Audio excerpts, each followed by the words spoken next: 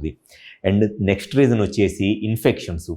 ఎవరిలో అయితే సెక్షువల్గా ఇన్ఫెక్షన్స్ ఉంటాయో, అంటే ఒకళ్ళకన్నా ఎక్కువ మందితో సెక్షువల్గా కలుస్తూ ఉంటారో, దానివల్ల వాళ్ళకి ప్రోస్టేట్లో కానివ్వండి, లేకపోతే యూరిన్లో కానివ్వండి, ఈ ఇన్ఫెక్షన్స్ రావటం వల్ల, దానివల్ల కూడా ఈ ప్రీమెచ్యూర్ ఎజాక్యులేషన్ అనేది కామన్గా ఉండే ఒక సెక్షువల్ ప్రాబ్లము.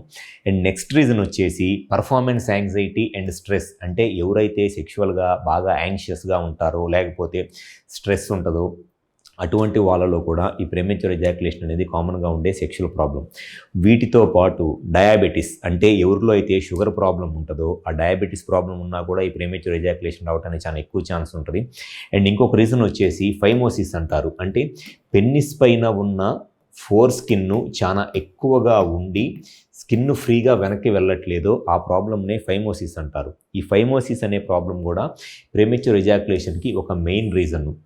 ఈ స్కిన్ ఫ్రీగా వెనక్కి వెళ్ళకపోవటం వల్ల స్కిన్ కింద ఉన్న హెడ్ బాగా సెన్సిటివ్గా అయిపోయి దానివల్ల కూడా ఈ ప్రీమెచ్యూర్ ఎజాక్యులేషన్ ప్రాబ్లం వస్తుంది. సో ఈ ఫైమోసిస్ అనే ప్రాబ్లం కూడా ఒక ముఖ్యమైన కారణం ప్రీమెచ్యూర్ ఎజాక్యులేషన్కి.